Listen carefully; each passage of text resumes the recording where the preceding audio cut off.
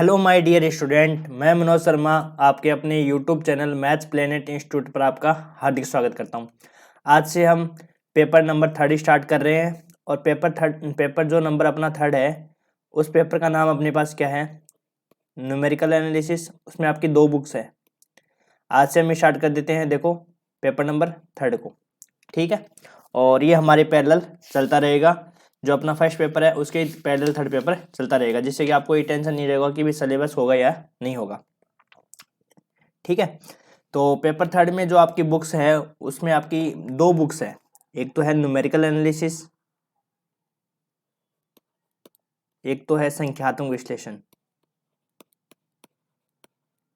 संख्यात्मक विश्लेषण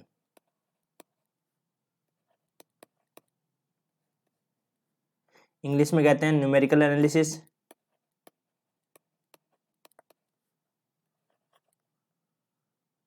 numerical analysis, संख्यात्मक विश्लेषण, और शॉर्ट में कहते हैं एनई। एक तो ये अपने पास, और दूसरा जो अपना बुक्स है वो है आपका इष्टतमकारी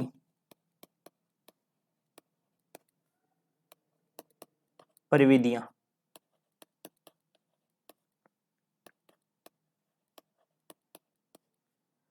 ऑप्टिमाइजेशन थ्योरी या ऑप्टिमाइजेशन थ्योरी या ऑप्टिमाइजेशन टेक्निक,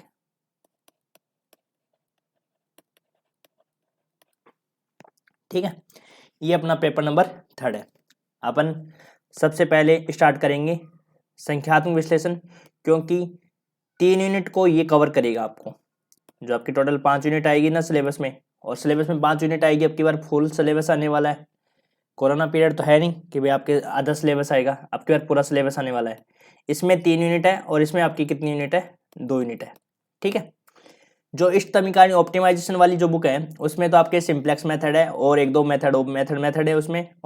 उसमें ट्रांसपोर्टेशन प्रॉब्लम है, असाइनमेंट प्रॉब्लम है, ये सारी प्रॉब्लम्स है इसके अंदर, तो ये पढ़ेंगे। तो ये तो ज़्यादा इष्टतमीकारी परिविधियाँ हैं, ये तो आपके ये मान के चलोगे ये तो 10 एक दिन की बुक्स है, 10 से 12 दिन की पूरी बुक्स है।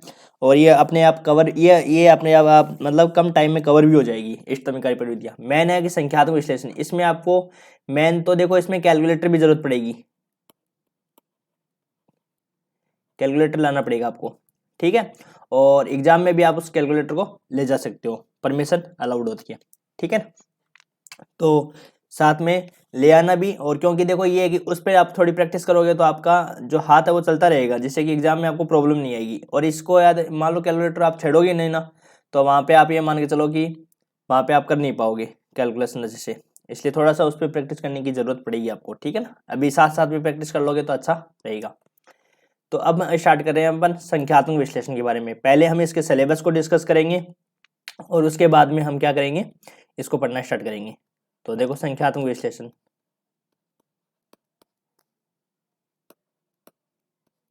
इसमें आपको 3 यूनिट कवर करेगा ये। इसको आपको अच्छे से पढ़ना है। ये आपकी ये मान लो स्कोरिंग बुक्स है, नंबर दिलाएगी आपको ये न्यूमेरिकल एनालिसिस।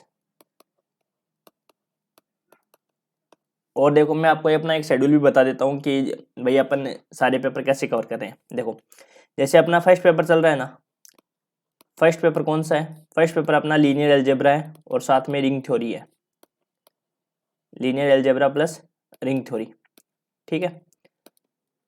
तो लीनियर अलजेब्रा में देखो आपकी कितनी यूनिट है? फर्स्ट, सेकंड, थर्ड या थर्ड फोर्थ फिफ्थ, 3 यूनिट इसमें दे रखी है आपको। इसमें कितनी यूनिट कवर है? 3, 4 और 5, ठीक है। तो थर्ड यूनिट तो अपनी सिलेबस की चल रही है, ठीक है। ये मान लो आप 5-7 दिन की और मान लो third unit cover, third unit complete होने वाली है। फिर इसके बाद में जो फोर्थ यूनिट है वो आपकी लीनियर ट्रांसफॉर्मेशन वाली है, उसको मैंने डाल रखा है। उसके 1 से 2 लेक्चर ही बच रहे हैं। तो जो थर्ड यूनिट होता ही है ना अपना, जो फोर्थ चैप्टर होगा ना, उसके मैंने वीडियो डाल रखे हैं, लीनियर अलजेब्रा की प्लेलिस्ट डाल रखी है, उस प्लेलिस्ट में आप देख लेना। तो उसके जितने भी लेक्चर बाकी होंगे, शायद 1 से 2 लेक्चर बाकी होंगे, वो दोनों लेक्चर मैं यहाँ पे अपलोड कर दूंगा, तो हमारा फोर्थ यूनिट भी कंप्लीट हो जाएगी। फिर अपनी फिफ्थ यूनिट है, उसको मैं कर दूंगा कवर 5 से 7 दिन में ही, इतनी वीडियो बनेगी उसके, फिर अपने पास रिंग थ्योरी है, उस रिंग थ्योरी में अपने पास पहली और दूसरी यूनिट है, तो पहली यूनिट तो रिंग थ्योरी की डाली हुई है यूट्यूब पर मेरे चैनल पे ही, है ना। तो उसमें जो बचा हुआ कंटेंट है वो और डाल देंगे। फिर अपनी सेकेंड यूनिट, तो ये तो मान लो आपका जो ये आपका फर्स्ट पेपर है, ये तो फैब में पूरा, ऐसे मान लो फैब में पूरा हो जाएगा अच्छे से, ठीक है। फर्स्ट पेपर तो कंप्लीट। फिर बात करें सेकेंड पेपर में, तो सेकेंड पेपर में आपके दो पेपर है, दो बुक है, कॉम्प्लेक्स एनालिसिस और साथ में मैट्रिक स्पेस, मैट्रिक स्पेस, है ना। तो ये अपनी यूनिट दोनों कंप्लीट है। अब इसकी यूनिट बची है फर्स्ट, सेकंड और थर्ड। इसको भी मैं सोच रहा हूँ कि थोड़े दिन बाद में या तो 5 फेब से स्टार्ट कर दूंगा इसको, जिससे कि 5 फेब से स्टार्ट कर देंगे तो 1 से 2 यूनिट आपको इसमें कवर करा देंगे। तो 2 यूनिट इसमें कवर करा देंगे। कॉम्प्लेक्स एनालिसिस की 2 हो चुकी है, 2 और 2 क्या उतनी हो जाएगी 4। इसी मंथ में आपका ये भी कंप्लीट हो जाएगा। अब पेपर थर्ड ही स्टार्ट कर रहे हैं ना अपन, तो पेपर थर्ड में क्या है, थर्ड में न्यूमेरिकल एनालिसिस है और एक ऑप्टिमाइजेशन थ्योरी है। तो अपना टारगेट है कि न्यूमेरिकल एनालिसिस को मैं यदि इसी फेब में कंप्लीट कर दूं तो अपना ऑप्टिमाइजेशन बचेगा, वो आपका 10 दिन है, तो 10 मार्च तक आपका वो कंप्लीट हो जाएगा। तो ये अपना चल रहा है, इस प्रकार से हम पूरा करने की कोशिश करेंगे और हो जाएगा सिलेबस। आप टेंशन मत लो, आप तो बस इनको रिवाइज करते रहो, बार बार में रिवाइज करो और पढ़ो साथ साथ में। ये मत सोचो कि सिलेबस होगा ही नहीं होगा, सिलेबस का मैंने आपको डिस्कशन कर ही दिया कि सिलेबस कैसे पूरा करवाने वाला हूँ मैं, ठीक है ना। तो अब हम पढ़ रहे हैं न्यूमेरिकल एनालिसिस, और न्यूमेरिकल एनालिसिस को आप पढ़ लोगे ना तो 3 यूनिट इसमें कवर हो जाती है। ध्यान रखना कि 3 यूनिट जिसमें कवर होती है वो उसमें क्वेश्चन सबसे ज़्यादा आते हैं, सबसे ज़्यादा क्वेश्चन वही कवर करता है, इसलिए 3 यूनिट को अच्छे से करके जाओ। और मैथमेटिक्स में यदि नंबर आ गए आपके 200 में से 150, तो ये मान के चलो आपके जो परसेंटेज होंगे वो 70 से प्लस होते हैं। मैथ्स ही आपको परसेंटेज बढ़ाती है। तो देखो, अब हम पहले इसके सिलेबस के डिस्कस कर लेते हैं कि सिलेबस क्या क्या है। सिलेबस में जो फर्स्ट यूनिट है उसमें अपन फर्स्ट यूनिट किसको पढ़ेंगे, सेकंड किसको पढ़ेंगे, तो कौन कौन से चैप्टर है वो फर्स्ट यूनिट को कवर करेंगे, सेकंड यूनिट को कौन कवर करेगा। तो अपने सिलेबस के अकॉर्डिंग ही अपन पढ़ रहे हैं। एमजीएस यूनिवर्सिटी है, महर्षि, ये जो गंगा सिंह यूनिवर्सिटी है ना, एमजीएस यूनिवर्सिटी बीकानेर, और इसमें और भी यूनिवर्सिटी है जैसे MDS, Maharshi Dayanand Saraswati, ML Sukhadia, university of Kota, लेकिन अपने को एमजीएस का सिलेबस पढ़ना है ना। तो देखो, फर्स्ट जो अपना चैप्टर है जो पढ़ेंगे यूनिट 1, उसमें यूनिट 1 कौन कवर करेगा,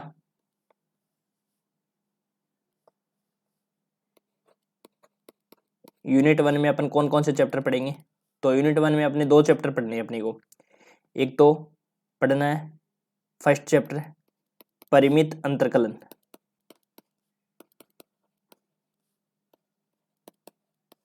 परिमित अंतरकलन, calculus of finite difference, calculus of finite difference, ठीक है। सेकंड चैप्टर इसमें अंदर अपने को पढ़ना है समान अंतराल द्वारा अंतर्वेशन,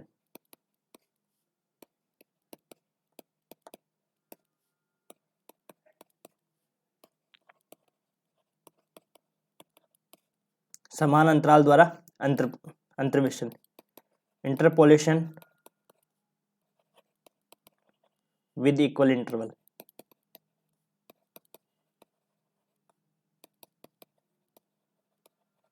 ये तो अपना है यूनिट नंबर 1 को कवर करेगा, ठीक है। यूनिट नंबर 2 में आपके 3 चैप्टर हैं, क्योंकि देखो इसमें अथवा और वो सारे पोर्शन इसमें शामिल हो रहे हैं कि अथवा वाला मतलब मैटर भी इसमें ही बन जाएगा अपना। तो अपन फिर देख लेंगे कि कौन सा है, उससे अपने लगभग क्वेश्चन बन जाए। उसमें आपका थर्ड, फोर्थ और फिफ्थ 3 चैप्टर है, थर्ड, फोर्थ और फिफ्थ। थर्ड जो चैप्टर है वो उसमें असमान अंतराल द्वारा अंतर्वेशन है,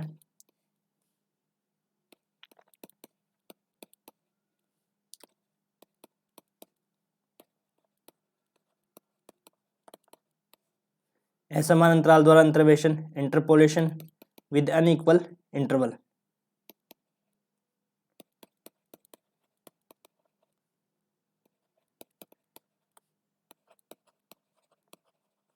अनइक्वल इक्वल इंटरवल। फिर जो चौथा चैप्टर है वो अपना है केंद्रीय अंतर्वेशन central difference interpolation formula,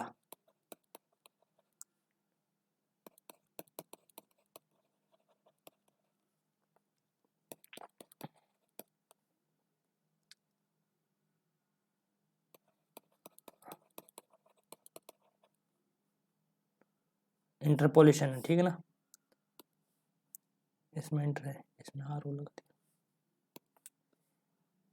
interpolation formula. फिर जो 5 वाला चैप्टर है वो क्या है, प्रतिलोम अंतर्वेशन, इनवर्स इंटरपोलेशन,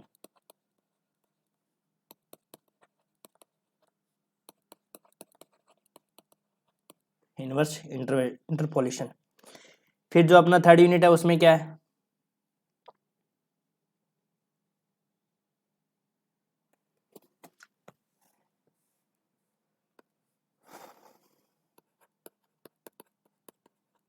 यूनिट थर्ड में आपके जो चैप्टर हैं वो आपके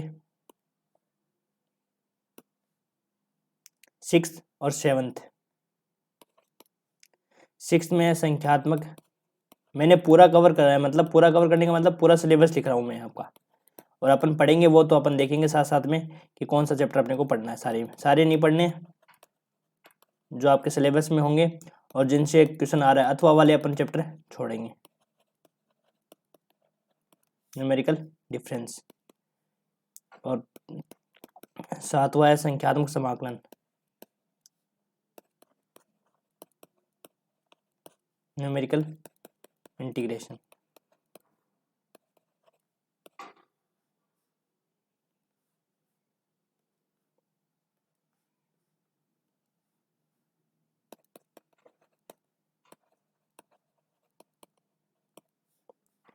फिर 8वां चैप्टर आपका पार्ट नंबर बी में है, पार्ट सेकंड है ना, उसमें है बीजीय तथा एबीजीय समीकरणों के सिद्धांत, बीजीय तथा एबीजीय समीकरणों के हल, समीकरणों के संख्यात्मक हल।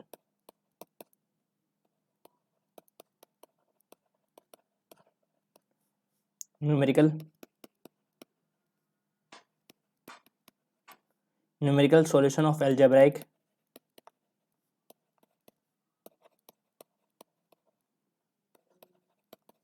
And transcendental equation.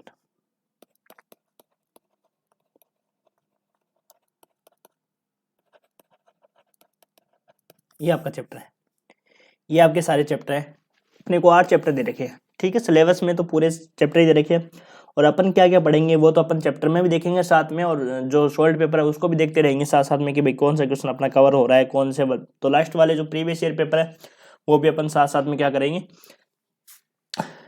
ऑब्जर्वेशन करते रहेंगे, जिससे कि अपने को पता चले कि कौन सा चैप्टर पढ़ने से अपना यूनिट है वो चैप्टर कंप्लीट हो रहा है, कौन सा अपने को नहीं पढ़ना है, ठीक है ना। तो इतने चैप्टर तो अपने को सिलेबस में दे रखे हैं, 8 चैप्टर आपके सिलेबस में है। अपने को पहला पढ़ना है, दूसरा पढ़ना है, तीसरा पढ़ना है, चौथा पढ़ना है, 5वां नहीं पढ़ना, क्योंकि 5वें में आपका जो क्वेश्चन है वो अथवा वाले पोर्शन में आ जाएगा, ठीक है। और फिर 6 और 7 इसमें आपको 6 चैप्टर पढ़ने हैं, ठीक है ना। तो इन 6 चैप्टरों से अपनी यूनिट नंबर 3 कंप्लीट हो जाएगी। और आप देख के बता, और आप अपने अनुसार देख लेना, और जो पढ़ाना है तो आप कहोगे तो मैं 8 पढ़ा सकता हूँ, ठीक है। तो अपन अब स्टार्ट करते हैं। पहला नंबर चैप्टर है परिमित अंतरकलन, फर्स्ट यूनिट है और फर्स्ट चैप्टर है। तो यूनिट 1 ये आपका सिलेबस है, लिख लेना चाहे चाहे ऐसे देख लेना। यूनिट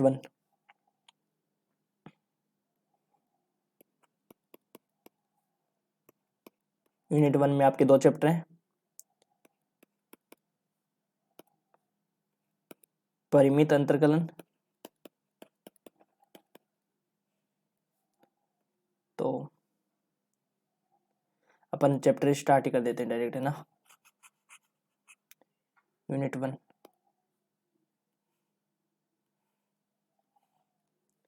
उसका चैप्टर नंबर 1,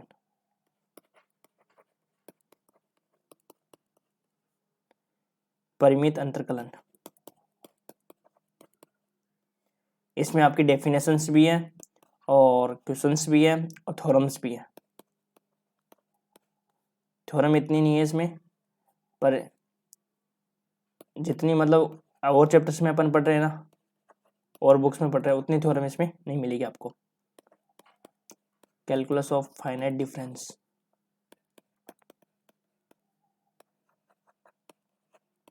ठीक है।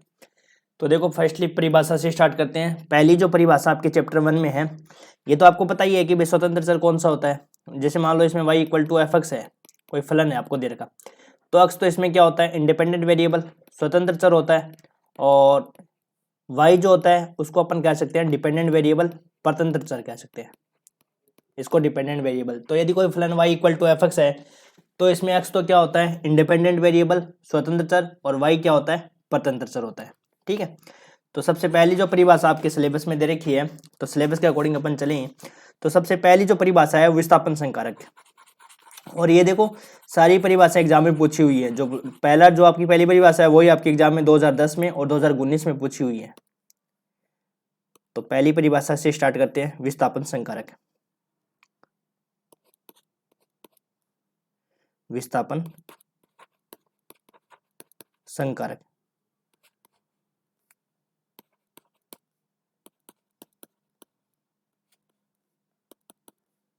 Shift operator.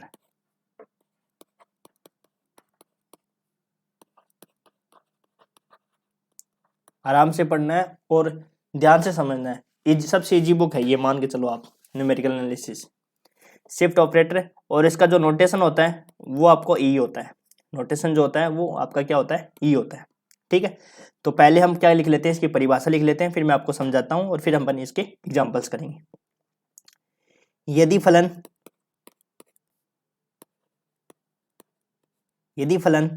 y equal to f x हो, यदि फलन y equal to f x हो, तो एफ एक्स, साथ साथ में आप भी परिभाषा लिख लिया करो। जब भी वीडियो देखो ना, तो मैं जब परिभाषा लिख रहा होता हूं तब आप भी परिभाषा लिख लिया करो। तो एफ एक्स पर संकारक,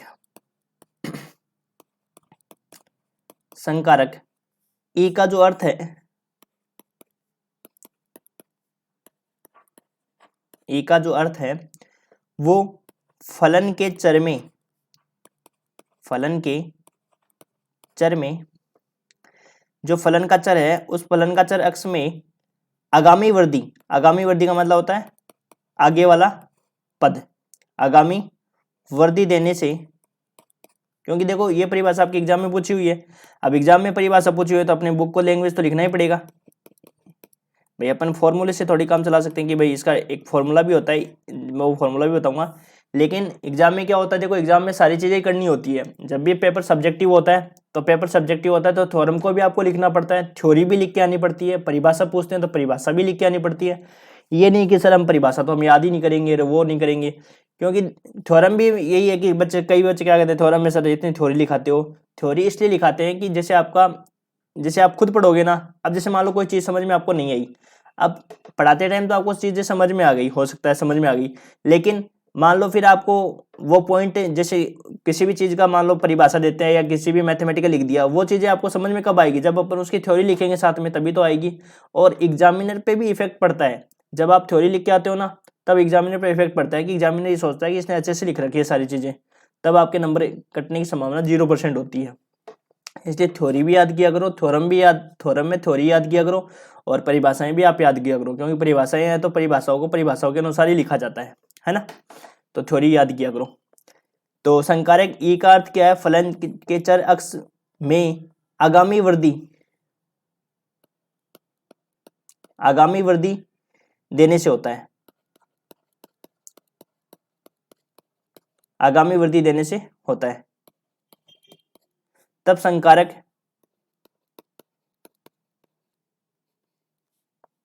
संकारक ई विस्थापन संकारक कहलाता है।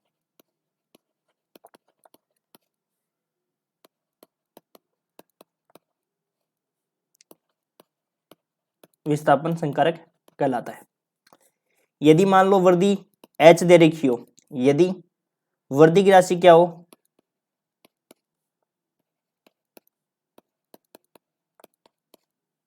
वर्दी की राशि h हो तो संकारक E को निम्न प्रकार परिभाषित किया जाता है।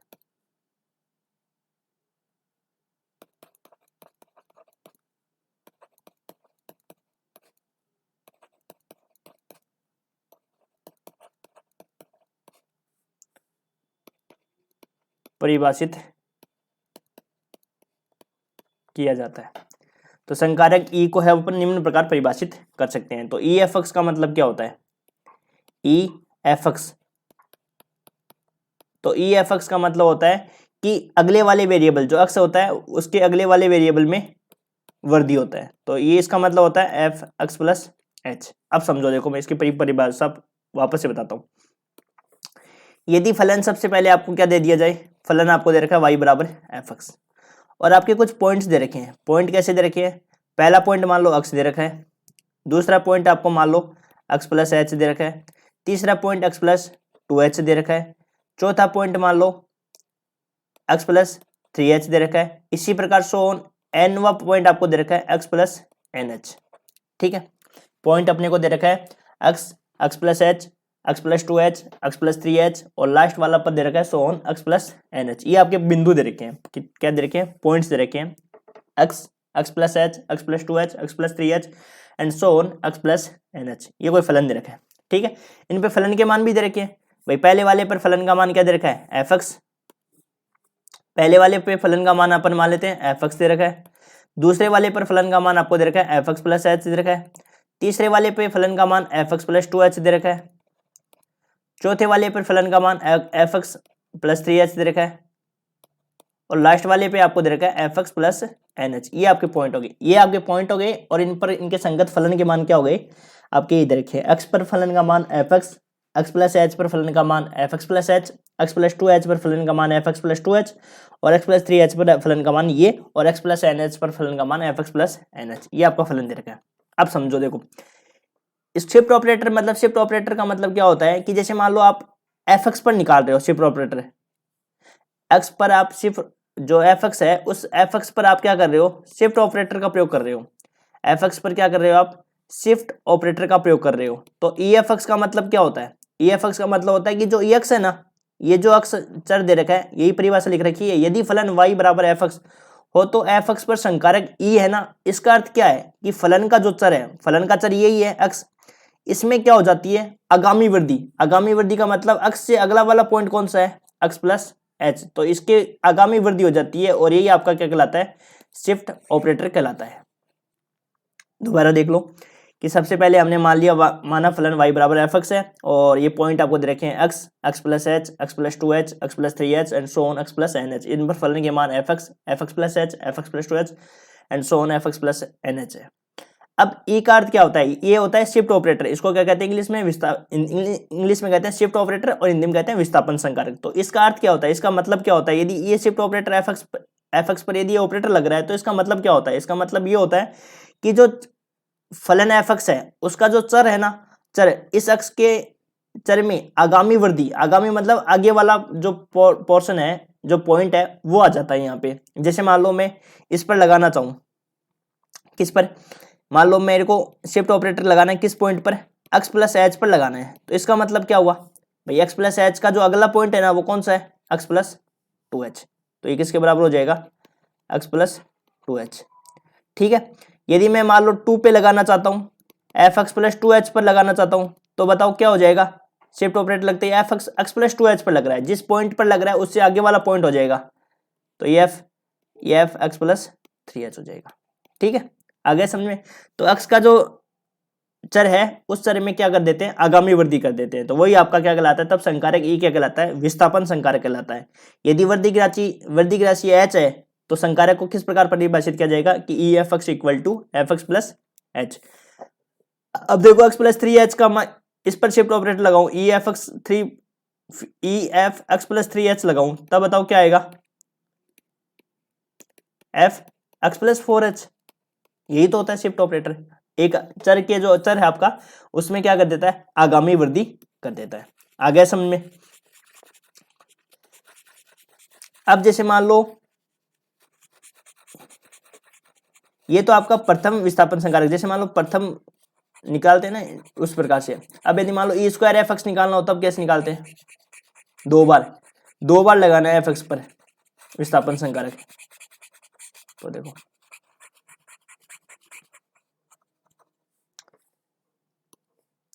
अब मेरे को निकालना हो ई स्क्वायर एफ एक्स, इसका मतलब हुआ कि इस एफ एक्स पर दो बार अपने को विस्थापन संकारक का प्रयोग करना है। तो इसको मैं क्या लिख सकता हूं बताओ? ऐसे लिख सकता हूं, ई को मैंने बाहर रखा और एक ऑपरेटर को मैंने क्या विस्थापन संकारक को क्या भेजा, मैंने अंदर भेज दिया। ठीक है, अब बताओ ई एफ एक्स का मतलब इस पर अपन क्या लगा रहे हैं, विस्थापन संकारक लगा रहे हैं, और अपना वेरिएबल क्या है, एक्स है। तो बताओ इसका मान क्या हो जाएगा, एक्स प्लस एच। इसका मान एक्स प्लस एच। यहां तक क्लियर है?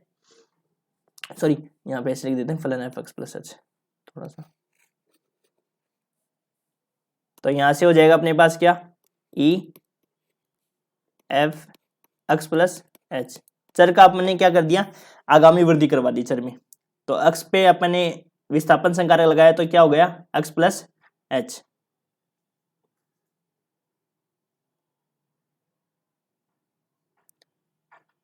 ठीक है, तो अब बताओ वापस हमें हमारे पास क्या ऑपरेटर है, ई है ना, विस्थापन संकारक है। तो बताओ इस वाले पॉइंट पर लगाएंगे तब क्या होगा, इससे आगे वाला चर कौन सा है, एक्स प्लस एच से आगे वाला चर कौन सा पॉइंट था अपने पास, एक्स प्लस टू एच। तो इस पर फलन का मान क्या हो जाएगा, f x plus two H, F x plus two H. ये हो गया अपने पास ई स्क्वायर एफ एक्स।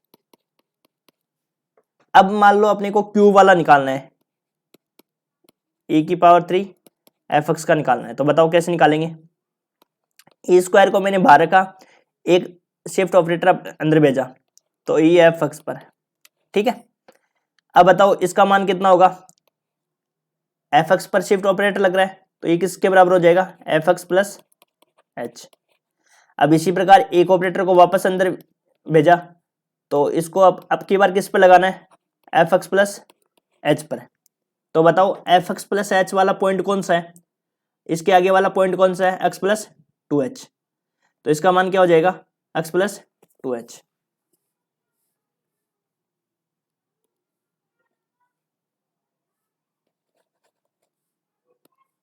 तो बताओ मान क्या हो जाएगा इसका, एफ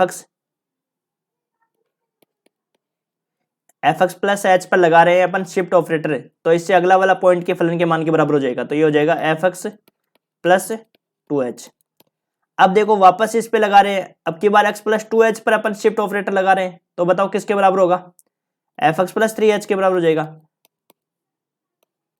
तो यहां से अपन ने क्या निकाला, निष्कर्ष निकल गया कि e की पावर 3 एफ एक्स पर यदि 3 बार ऑपरेटर लगाएंगे, शिफ्ट ऑपरेटर लगाएंगे, तो वो एक्स प्लस थ्री एच के बराबर हो जाएगा। जब हमने एक बार लगाया तब ये एफ एक्स प्लस एच के बराबर आया, दो बार लगाया जब हमारे पास, तब हमारे पास क्या आया, F x plus two H के बराबर आया, और 3 बार लगाया तब हमारे पास F x plus three H पे लगाया। तो बताओ एन बार लगाऊंगा तब कितना आएगा मेरे पास। इसी प्रकार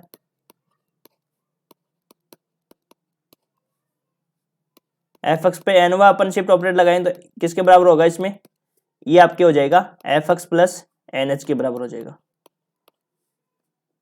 आया समझ में? अब अपन इस पे क्वेश्चन भी करेंगे तो और अपना कॉन्सेप्ट क्लियर हो जाएगा। समझ में आ गया? अब एक इसका ई का प्रतिलोम संकारक और होता है, और उसको और पढ़ लेते हैं अपन साथ में। प्रतिलोम में क्या होता है, उसमें उल्टा चलता है। इसमें तो क्या होता है, आगामी वृद्धि होती है। भाई ई में तो क्या करता है, शिफ्ट ऑपरेटर तो क्या करता है, आगे भेजता है, एक्स को एक्स प्लस एच पर भेजेगा। अब प्रतिलोम जो संकारक है, ई का प्रतिलोम संकारक ई इनवर्स, वो क्या करेगा, इसको पीछे की साइड भेजेगा। तो इसको पहले पढ़ लेते हैं फिर आपको समझ में आ जाएगा। कुछ नहीं है, इजी इजी पॉइंट दे रखे हैं आपके, इन पे क्वेश्चन करेंगे तो और आपका कॉन्सेप्ट अच्छे से क्लियर हो जाएगा। अब अपन पढ़ रहे हैं ई का प्रतिलोम संकारक।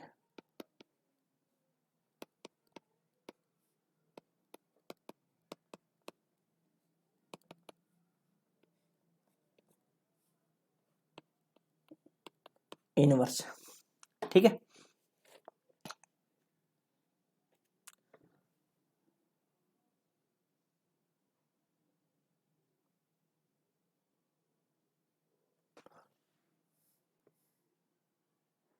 तो इसकी परिभाषा लिख लेते हैं पहले। परिभाषा इसकी कुछ भी नहीं है, डायरेक्ट लिखते हैं। देखो इसको, ई इनवर्स एफ एक्स, यदि मान लो मैं एफ एक्स पर क्या लगा रहा हूँ, प्रतिलोम ई का प्रतिलोम संकारक लगा रहा हूँ, तो बताओ किसके बराबर होगा। देखो जैसे ई एक्स पॉइंट है, ई एक्स प्लस एच है, E x plus two h है,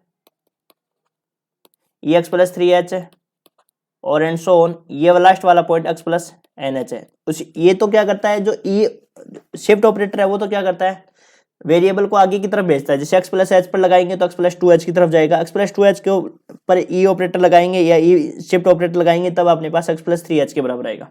ठीक है, अब ई इनवर्स क्या करता है, पीछे की तरफ भेजता है। जैसे मान लो एफ एक्स पर लगा रहे हैं अपन, तो ये कहाँ पे भेजेगा, एक्स माइनस एच पर, और एक्स माइनस एच पर लगाएंगे तो ये कहाँ पे भेजेगा, एक्स माइनस टू एच पर, और एक्स माइनस टू एच पर लगाएंगे ई इनवर्स तो एक्स माइनस थ्री एच पर भेजेगा, और एक्स माइनस थ्री एच पर लगाएंगे तो ये क्या करेगा, एक्स माइनस फोर एच के फलन के मान के बराबर भेजेगा। तो देखो एक बार लिखते हैं इसको, ई इनवर्स एफ एक्स पर लगा रहे हैं, तो बताओ एफ एक्स इस पॉइंट पर लगा रहे हैं ना, तो इनवर्स लगा रहे हैं, तो अब क्या करेगा, ये पीछे की ओर भेजेगा, तो ये किसके बराबर हो जाएगा, एफ एक्स माइनस एच। ठीक है, तो मान लो इसकी पावर टू करें, तब क्या होगा, किसकी तरफ भेजेगा, ये दो पे भेजेगा। मतलब या तो देख सकते हैं करके, या डायरेक्ट उसी की तरह, जैसे मान लो अपन ने ये निकाला था ई स्क्वायर एफ एक्स निकाला था, तब ये इसके किसके बराबर आया था, F x plus two H लिख दिया था डायरेक्ट। तो इसमें जब माइनस टू पावर आएगी तो एक्स माइनस टू एच के बराबर हो जाएगा। और एक बार करके देखना चाहो तो देख भी सकते हैं, देखो कैसे, ई की पावर माइनस वन, यहाँ पे ई की power minus one F x. ठीक है, तो ये हो जाएगा ई इनवर्स एफ एक्स किसके बराबर होगा, एफ एक्स माइनस एच। ठीक है, अब अपन किस पॉइंट पर लगा रहे हैं, इस पॉइंट पर लगा रहे हैं, इस पॉइंट पर अपन इनवर्स ऑपरेटर लगा रहे हैं, तो इनवर्स किसके बराबर होगा, एक पीछे भेज देगा, है ना, तो ये किसके बराबर आ जाएगा, एक्स माइनस टू एच के बराबर। तो हमने क्या देखा, हमने ये देखा कि ई की power minus two f x लगाया, तब हमारे पास किसके बराबर आया, एफ एक्स माइनस एच के बराबर। तो इसी प्रकार में एन वाले की बात करूं तो किसके बराबर होगा,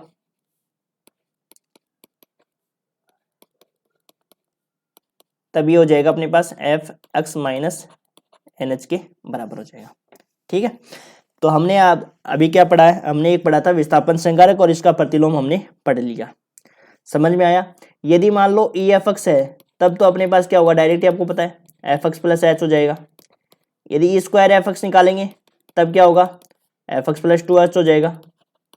और इसी प्रकार यदि ई की पावर एन एफ एक्स लगाए तब क्या हो जाएगा, f x plus N h हो जाएगा, है ना। यदि इनवर्स में बात करें, इसके प्रतिलोम संकारक की बात करें, तो ई इनवर्स है वो एफ एक्स किसके बराबर होएगा, इसके पीछे की साइड भेजेगा ये, तो एफ एक्स माइनस एच।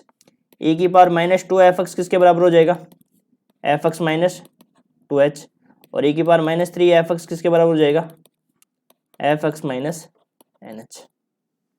ठीक है, यदि एन की बात करें तो ये हमारा था शिफ्ट ऑपरेटर के बारे में, और ये शिफ्ट ऑपरेटर हमने पढ़ लिया।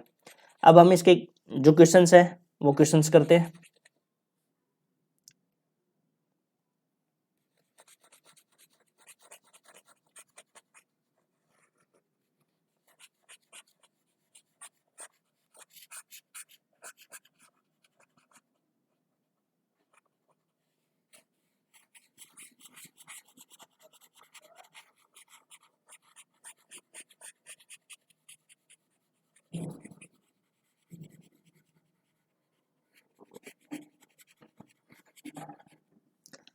अब हम आगे पढ़ेंगे न्यूमेरिकल्स, इसके क्वेश्चंस कर रहे हैं।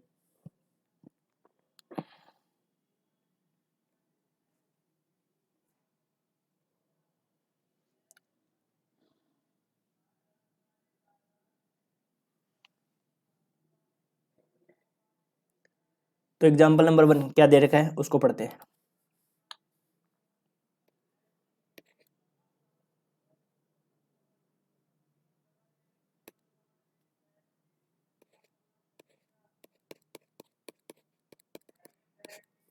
एक नोट्स बना लेना साथ में अलग से, जिससे फर्स्ट पेपर और थर्ड पेपर साथ साथ में चलते रहेंगे। यदि चर अक्ष में वृद्धि की राशि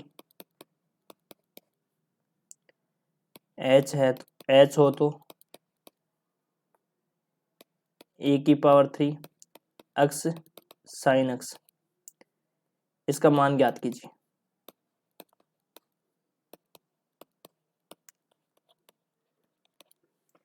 अब इस क्वेश्चन को आप दो तरीके से कर सकते हैं, आपकी मर्जी आती है उस तरीके से कर लेना एग्जाम में, है ना।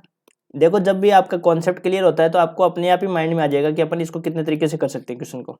तो जो फर्स्ट मेथड बता रहा हूँ वो आपका बुक का मेथड है और एक मेथड मैं अपने आप से बता रहा हूँ, तो दोनों मेथड से अपन इसको कर सकते हैं। बाय फर्स्ट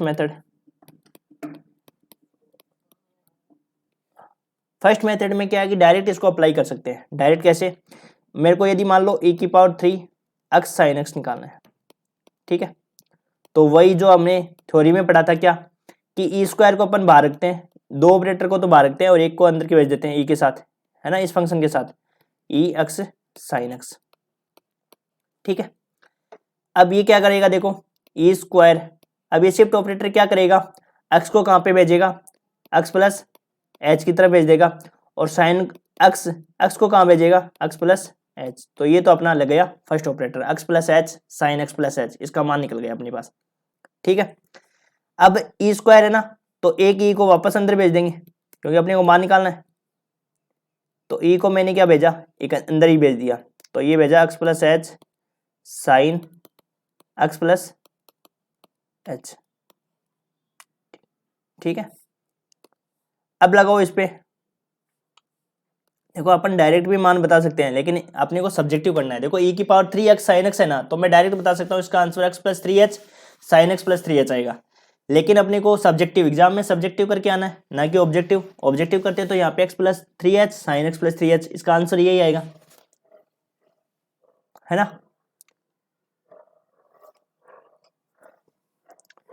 तो देखो इसको सोल्व करते हैं आगे। अब यहाँ पे देखो e, अब इस पे लगाना है शिफ्ट ऑपरेटर, इस पे क्या लगाना है, शिफ्ट ऑपरेटर लगाओ, तो क्या होगा, एक्स प्लस एच कहाँ पे जाएगा, एक्स प्लस 2h पे जाएगा, और इसी प्रकार साइन एक्स प्लस एच कहाँ जाएगा, साइन एक्स प्लस 2h पर जाएगा, चला गया, ये लिख दिया। अब वापस ई ऑपरेटर है, ई है वो आपका शिफ्ट ऑपरेटर है, तो ये कहाँ जाएगा, एक्स प्लस 3h, और ये हो जाएगा साइन एक्स प्लस 3h। आगे आंसर भाई एक्स प्लस 2h है वो कौन से वाले पॉइंट पर जाएगा, एक्स प्लस 3h पर जाएगा, और साइन एक्स प्लस 3h पे चला जाएगा। एक तरीका तो ये है, एक ये है कि आप 1/1 देख सकते हो कि पहले आप ई पे ई ऑपरेट ई शिफ्ट ऑपरेटर लगाया, साइन एक्स पर देखा तो क्या आया, फिर 2 लगाया, फिर 3 लगाया, और इसी प्रकार यदि एन वाला निकालना हो तो एन वाला भी निकाल सकते हो, वो अपना सेकंड मेथड है। तो देखो सेकंड मेथड भी देख लेते हैं एक बार।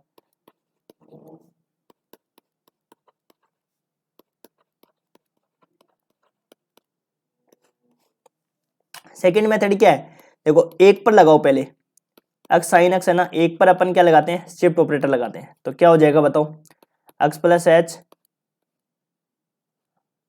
साइन एक्स प्लस एच, ठीक है।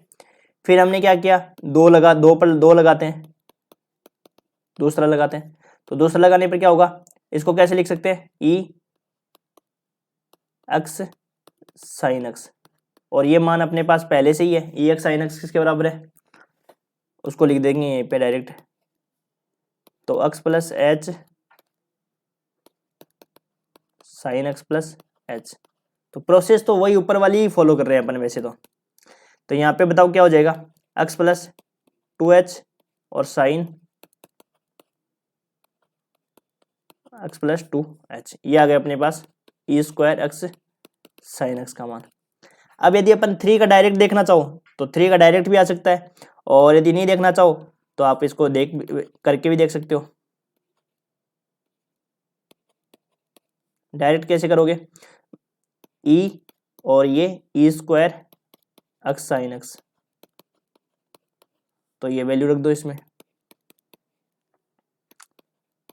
X plus 2h sine x plus 2h, ये हो गया अपने पास क्या, एक्स प्लस 3h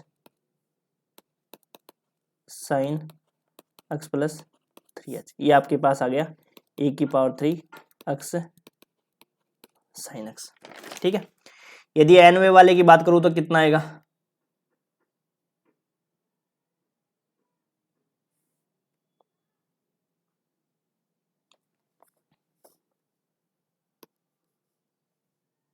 यदि मैं आपके एनवे के लिए बात करूँ, देखो एनवे वाले पूछा नहीं है लेकिन अपन लिख लेते हैं साथ में भी एनवे वाले भी, जिससे आपको थोड़ा माइंड बढ़ेगी, आपको पता चले कि भाई मान लो किसी में एन का पूछेगा तब क्या करते आप। यदि e की पावर n का पूछते तब इसमें क्या होता, x plus N h sine x plus N h. ठीक है, पूछा नहीं है आपको लेकिन हमने कर लिया। ठीक है, आपका आंसर यहीं तक है।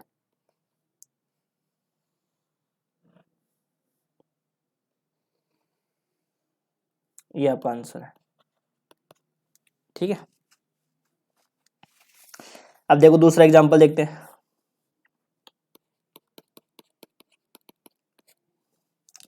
यदि चर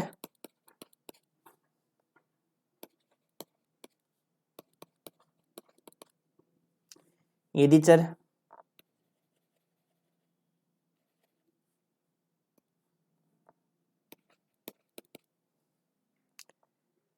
अक्ष में वृद्धि की राशि h बराबर 2 हो,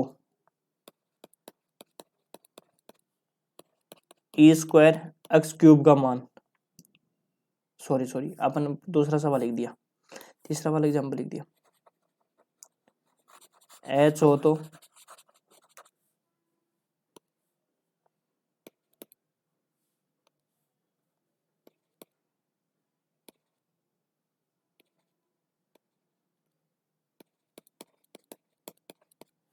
e की पावर n ई एक्स का मान ज्ञात कीजिए।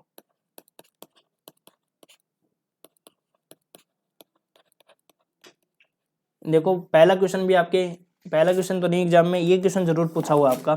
जो सेकंड एग्जांपल है एक बार मैं देख लेता हूँ वो आपका पूछा हुआ है, ये सेकंड वाला एग्जांपल इंपॉर्टेंट एग्जांपल है, ये पूछा हुआ है।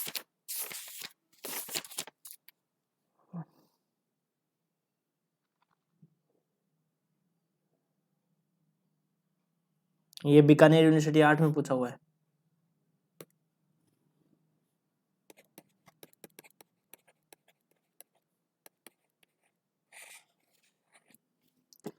अब देखो इसको भी अपन दो तरीके से कर सकते हैं,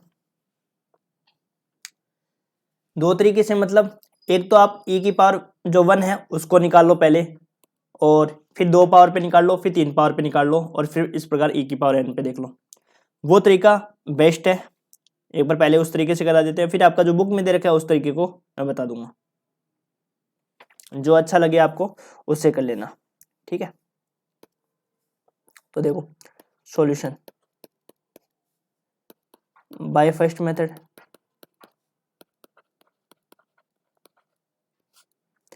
तो सबसे पहले हम एक पावर पे निकालते हैं, e की पावर x का पहले एक शिफ्ट ऑपरेटर लगाते हैं इसमें। तो बताओ क्या होगा, e की पावर x प्लस एच हो जाएगा ना भाई, जो पॉइंट दे रखा है ना, अक्स दे रखा है तो उसी पॉइंट पर ये ऑपरेटर लगेगा, ये नहीं कि कांस्टेंट जैसे e की पावर h वाला पता जाए तो उस पर नहीं लगेगा, e की पावर x पर ही लगेगा। ठीक है ना, ये बात ध्यान रखना। अब बताओ e की पावर x प्लस एच हो गया, दूसरा निकालें तो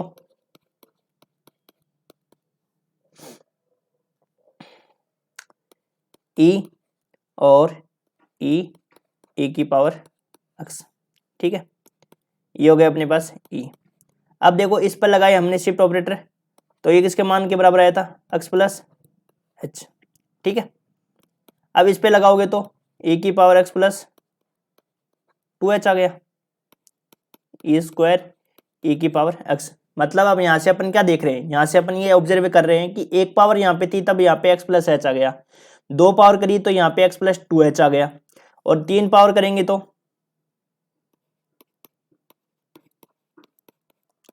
यहाँ पे क्या आ जाएगा, e की power x plus 3h and so on. यदि n वाले पद के लिए निकालेंगे तो क्या हो जाएगा, e की पावर n e की पावर x इक्वल टू क्या हो जाएगा, e की पावर x प्लस NH। तो आपका आंसर e की पावर n वाला पूछा है तो ये आपका आंसर हो जाएगा। निकाल कर भी देख सकते हो e की पावर 3 का, यदि आपको निकालना है तो निकाल कर भी देख सकते हो। देखो मैं इधर निकाल के दिखा देता हूँ आपको, e की पावर 3 ये हो जाएगा ना। तो देखो e अंदर भेज देते हैं ई स्क्वायर ई की पावर एक्स को, ठीक है। अब ई स्क्वायर ई की पावर एक्स का मान तो अपने पास आई क्या है, ई की पावर एक्स प्लस 2h है। तो यहाँ पे लगाओ ई की पावर एक्स प्लस 3h, यही तो आ रहा है ना। ऐसे लगा कर भी देख सकते हो। अब ये तो आपका फर्स्ट मेथड है। तो सेकंड मेथड जो आपका बुक में दे रखा है उसको देखते हैं।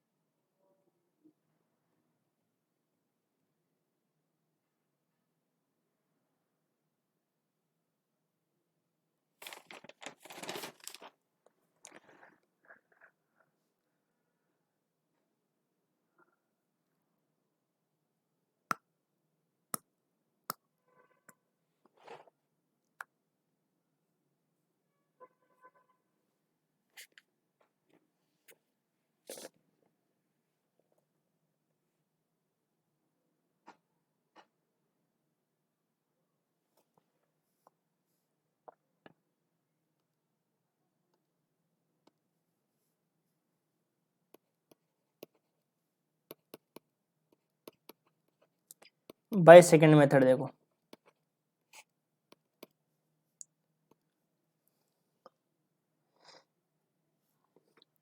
सेकंड मेथड में आपका डायरेक्ट लगा रखा है। डायरेक्ट कैसे देखो, e की पावर n e की पावर x देखो, तो इसमें क्या कर रखा है, एक एक पावर को अंदर भेज रखा है। जैसे e की पावर n-1 को तो अपन ने लिख दिया बाहर, और अंदर क्या भेज रखा है, e शिफ्ट ऑपरेटर भेज रखा है e की पावर x, ठीक है। एक एक ऑपरेटर को आप क्या भेज रहे हैं, अंदर भेज रहे हैं। तो इसका मान क्या निकला अपने पास देखो, e की पावर n-1, इसका मान क्या कितना निकला, शिफ्ट ऑपरेटर लगाएंगे ना इस पे, तो e की पावर x प्लस h के बराबर आ गया, ठीक है। अब वापस एक पावर अंदर भेजेंगे तो बाहर क्या बचेगा, e की पावर n-2, और अंदर अपने भेज दिया क्या, e की पावर x प्लस h।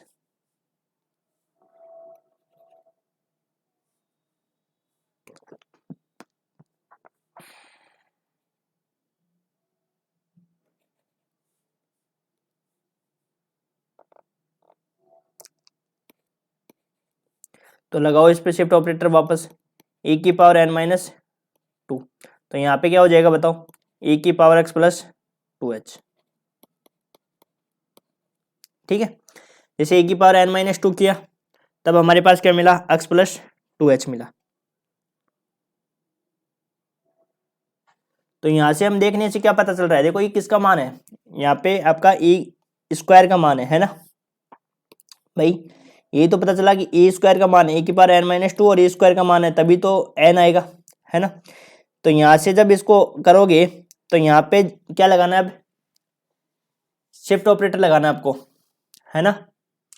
तो n वाला लगाना है, तो ये n-2 है ना, तो यहाँ पे इसको ऐड किया तब तो क्या आया अपने पास, यही तो आएगा। देखो n-2 प्लस 2 करेंगे तो इसका मतलब ये e की पावर n का मान है ना। ये है ना इसका मतलब, ये टोटल यदि इसको ऑपरेटर सोल्व करोगे ना तभी किसका मान हो जाएगा, e की पावर n का मान हो जाएगा। तो जब ऐसे सो ऑन चलता रहेगा ना, तब इसका मतलब ये कि लास्ट वाला जो रिजल्ट n वाले के लिए निकालेंगे ना, वो रिजल्ट आपके लिए किसके बराबर आ जाएगा। ऐसे जब अपन एक एक पावर को अंदर भेजते रहेंगे, ये प्रोसेस चलती रहेगी ना। जैसे मान लो e की पावर n-3 को बाहर रखा, e वापस अंदर भेजा तो x प्लस 3h के बराबर आ गया। फिर वापस इस प्रकार से भेजोगे तो लास्ट में एक ऐसा रिजल्ट आएगा कि यदि हम इसका मान निकालेंगे तो ये मान किसके बराबर आ जाएगा, e की पावर x प्लस NH के। जैसे मान लो देखो ये हो गया, e की पावर n-2 है ना, अब की बार भेजेंगे तो n-3, तो ये हो जाएगा e की पावर x प्लस 2h, ठीक है। तो लगाओ e की पावर n-3 और ये कितना हो गया, e की पावर x प्लस 3h। वापस फिर n-4 करेंगे तो e की पावर ये आ जाएगा फिर n-5 करेंगे तो ये 5h आ जाएगा, 6 करेंगे तो 6h आ जाएगा, e की पावर n-7 करेंगे तो क्या आ जाएगा, e की पावर x प्लस 6h। ठीक है, और लास्ट में अपन क्या रखें इसमें, तो एक वैल्यू ऐसे आएगी 7h आ जाएगी, 8h आ जाएगी, फिर 9h आ जाएगी, 10h आ जाएगी, 12, इसमें सारे आ जाएंगे, तो फिर ऐसे सो एन प्रोसेस चलती रहेगी, तो लास्ट में ऐसे आएगा e की पावर x प्लस nh आ जाएगा। ठीक है, तो इस प्रकार से अपन इस क्वेश्चन को करेंगे।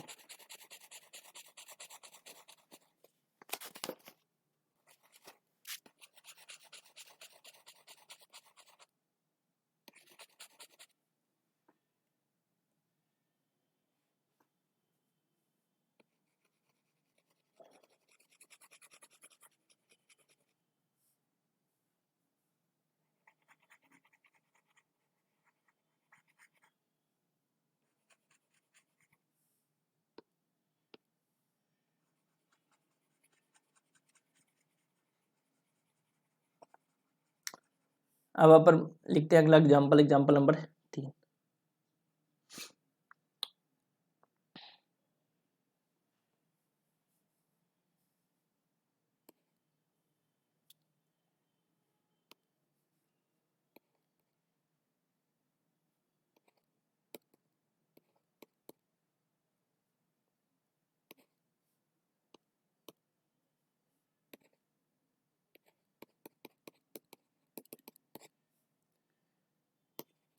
अब यदि मान लो आपको h का मान दे रखा ना होता ना, यहाँ पे जैसे h का मान 2 दे दिया, तो ये मान किसके बराबर होता है, x प्लस 2h के बराबर होता है। ठीक है ना, जैसे अगले क्वेश्चन में दे रखा है h का मान, यदि चर x में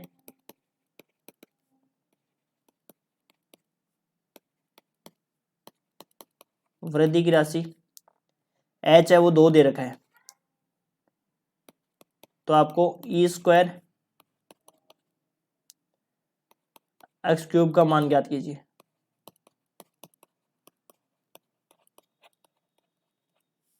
ठीक है, e² x³ का मान आपको निकालना है, तो वही आप देख सकते हो कि भाई आप दो के लिए, एक के लिए करोगे तो एक के लिए कर सकते हो, लेकिन दो है तो कोई ज़्यादा दिक्कत नहीं है, आप डायरेक्ट इसको अप्लाई कर सकते हो। e² x³, तो एक ऑपरेटर शिफ्ट ऑपरेटर को अंदर भेजा तो ये हो गया e(x³). ठीक है, अब आपको पता है कि ये शिफ्ट ऑपरेटर लगेगा ई है ना अक्ष पे, तो अक्ष पे लगेगा तो ये क्या हो जाएगा, x प्लस h⁻3। लेकिन अपने को अब की बार क्या दे रखा है, h की वैल्यू दे रखी है, तो h की वैल्यू आप रख सकते हो इसमें x प्लस 2 ठीक है, अब वापस शिफ्ट ऑपरेटर लगाओगे, तो देखो वापस शिफ्ट ऑपरेटर लगाओगे ना, या तो आप इसको पूरा सोल्व कर लो, या देखो ऐसे तो होगा ये कि जैसे x प्लस एच लगा दिया, x प्लस एच पर वापस लगाओगे तो x प्लस 2h हो जाएगा भाई 2h, या ऐसे बोल सकते हो कि x प्लस 2h है तो x प्लस h ही तो हुआ, x प्लस 2h को क्या लिख सकते हो आप, h प्लस h। इसका मतलब क्या हुआ, इसका मतलब ये हुआ कि यदि अपन इस पर वापस ऑपरेटर लगाएंगे ना, तो ये कैसे आएगा, ये आएगा x प्लस 2 तो आएगा ही आएगा, x प्लस 2 तो आएगा ही आएगा, और प्लस में क्या आ जाएगा, 2 आ जाएगा, और यहाँ पे क्या आ जाएगा, क्यूब आ जाएगा। या डायरेक्ट सोल्व कर सकते हो कि यहाँ पे x प्लस 2h आ जाएगा, तो x प्लस 2h ऐसे डायरेक्ट कर सकते हो। दोनों तरीके आपके पास, देखो एक तरीका तो ये आपके पास,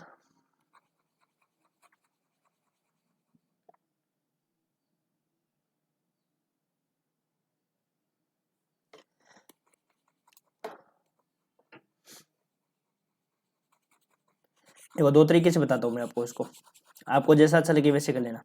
जैसे x प्लस एच का क्यूब लग गया ना, वापस इस पे शिफ्ट ऑपरेटर लगाओ, तो बताओ x प्लस एच कहाँ जाएगा, बताओ अब की बार x प्लस 2h पर ही तो जाएगा, तो x प्लस 2h⁻3 हो जाएगा।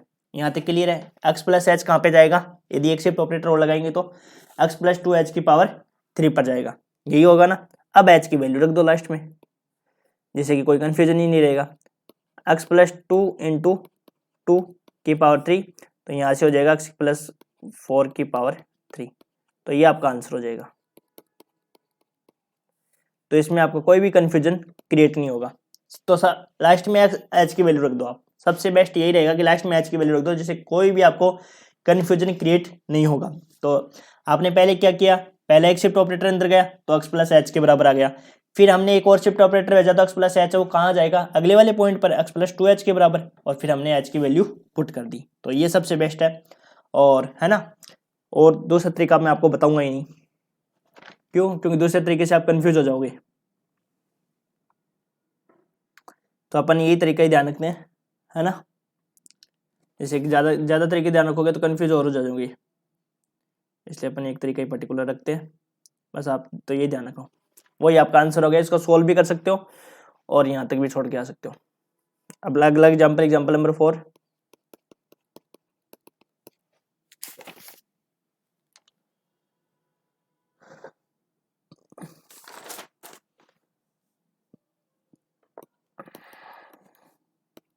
मान ज्ञात कीजिए e-2 e-1 2 की power x upon h, upon में है, ध्यान रखना ही है, प्लस x। इसका मान आपको निकालना है। देखो मैन है कॉन्सेप्ट, आपका कॉन्सेप्ट अच्छे से क्लियर है तो आप आराम से कर सकते हो उसको। देखो मान किसका निकालना है, e-2 e-1 2 की power x upon h plus x। तो यहाँ देखो e-2 को तो मैंने ऐसे कैसे रखा, अब e-1 को क्या भेजा, अंदर भेजा, तो e-1 2 की power x upon h plus x। यहाँ तक क्लियर है, e-2। अब देखो इसको मैंने ओपन कर दिया, e को अंदर भेज दिया मतलब, तो यहाँ पे हो जाएगा, इसको पूरा वैसे करते हैं ना, ब्रैकेट ओपन करते हैं, तो 2x की पावर h प्लस h और -1 2 की power x upon h plus x। यहाँ तक क्लियर है। अब देखो e-2, अब देखो यहाँ पे शिफ्ट ऑपरेटर, ये ध्यान रखना x पे लगेगा सिर्फ, ओनली शिफ्ट ऑपरेटर जो लगेगा वो x पे लगेगा, x का मान ही बढ़ेगा, ध्यान रखना पॉइंट बढ़ेगा। तो इस पे जब 2 की पावर x, या तो इसको अलग अलग कर लो भाई, अलग अलग करना चाहो तो ऐसे कर लो, अलग अलग कर लो सब पे, 2 की power x upon h plus e x minus, अब ये तो मल्टीप्लाई है नॉर्मल, और माइनस का x। यहाँ तक क्लियर है। अब देखो e-2, अब देखो यहाँ पे 2 की पावर x अपॉन h है, ठीक है। तो शिफ्ट ऑपरेटर कहाँ जाएगा, x वाला ही बढ़ेगा, सिर्फ x वाला पॉइंट क्या हो जाएगा, x plus h upon h हो जाएगा, ठीक है। तो यहाँ पे क्या हो जाएगा बताओ, 2 की power x plus h upon h। अब बताओ x पर लगाऊंगा तब मैं शिफ्ट ऑपरेटर किस पे लगाऊंगा, x पे लगाऊंगा, तो x वाला पॉइंट आगे कौन सा जाएगा, x प्लस h माइनस 2 की power x upon h minus x। यहाँ तक क्लियर है सबके, यहाँ तो नॉर्मल है, बस मेन कॉन्सेप्ट है, कॉन्सेप्ट आपका क्लियर होना चाहिए कि x है वो कहाँ पे जाएगा, x प्लस h पर जाएगा। अब देखो थोड़ा सा इसको सोल्व करते हैं। इसको क्या लिख सकता हूं मैं, यदि मैं अपॉन में लगाऊं, इसको h का भाग दूं, तो 2x अपॉन h और +1, यही तो होगा, और ये x से x कैंसिल आउट हो ही जाएगा आपका,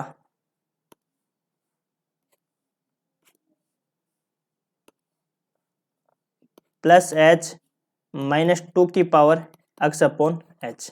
यहाँ तक क्लियर है सबके, नॉर्मल है कैलकुलेशन टाइप से।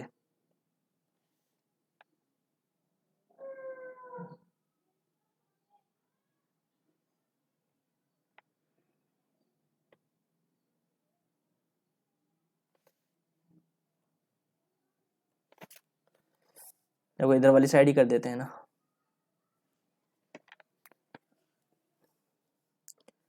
अब देखो यहाँ पे क्या हो जाएगा अपने पास,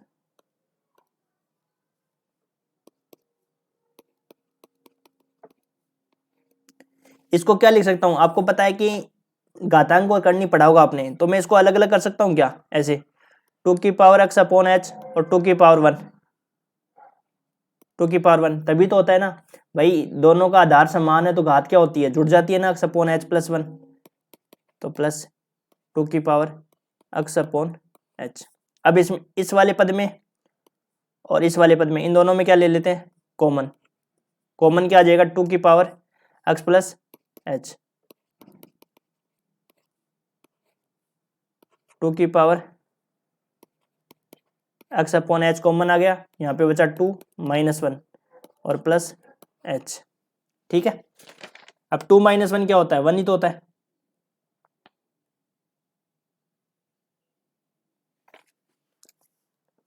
यहाँ से हो जाएगा अपने पास क्या,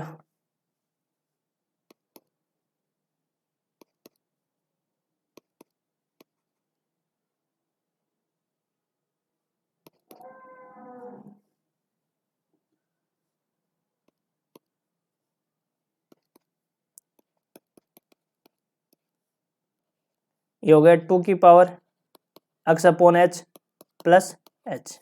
अब वापस लगाओ इस पे शिफ्ट ऑपरेटर, इसको अंदर मल्टीप्लाई कर दो, e की power 2 x upon H plus H minus 2 की power x upon H plus h. अब ध्यान रखना h वाला नहीं बढ़ेगा, सिर्फ x वाले में चेंज होएगा, सिर्फ किस में चेंज होएगा, x वाले में चेंज होएगा। तो देखो अब इस पे लगाओ शिफ्ट ऑपरेटर, तो इस पे शिफ्ट ऑपरेटर कैसे लगेगा, 2 की power x plus H upon H, और ये एच तो सेम का सेम ही रहेगा, इस पे लगेगा नहीं क्योंकि ये तो कांस्टेंट पद है, इस पे शिफ्ट ऑपरेटर लगेगा नहीं। और माइनस इसको करेंगे सोल्व, तो 2 की पावर 1 है, और तो यहाँ पे हो जाएगा 1 प्लस x अपॉन एच। भाई आधार समान है ना इन दोनों का, तो घात क्या हो जाएगी, जुड़ जाएगी। ये पढ़ा होगा नियम आपने 8th क्लास का कि a की पावर m इंटू a की पावर n, आधार समान होने पर घात जुड़ जाती है, a की पावर m प्लस n। यहाँ पे देखो इसको सोल्व करेंगे तो ये हो जाएगा 2 की power x plus H upon H, और इसको सोल्व किया तो माइनस का h बच गया, और ये हो गया 2 की पावर, इसको मैंने एलसीएम लेकर सोल्व किया तो x प्लस एच अपॉन में h, तो ये दोनों क्या हो गए, कैंसिल आउट। तो यहाँ पे आंसर आ गया अपने पास लास्ट में माइनस का h, और ये अपना आंसर था, ये आपका कंप्लीट हो गया। अब इसमें आपको नोट लगा के 2 बात लिखो इसमें। तो फर्स्ट बात तो ये है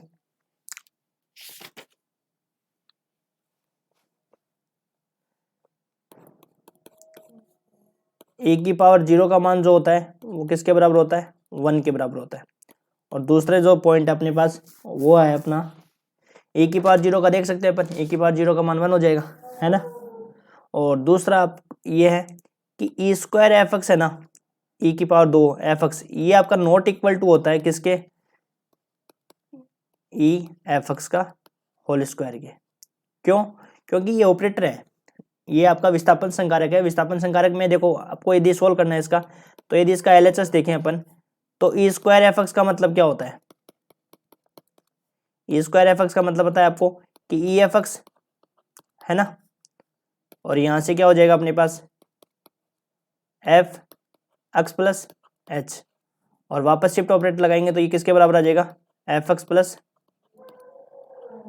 2h।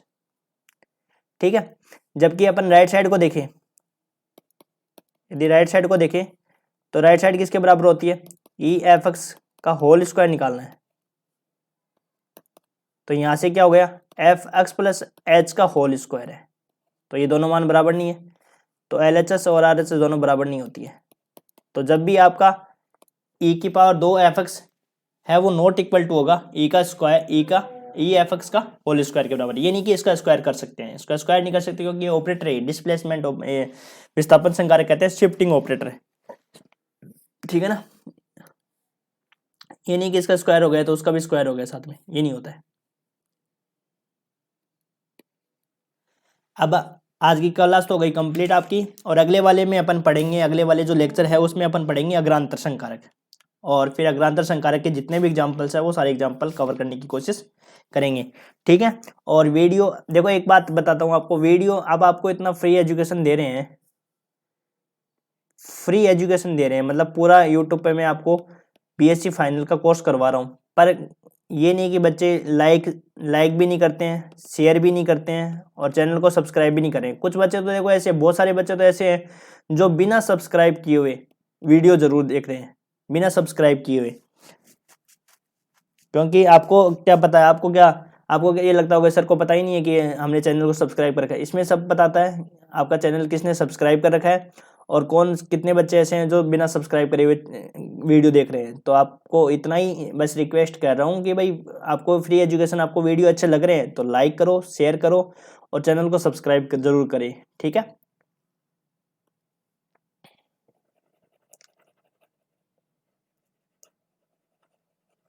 Thank you.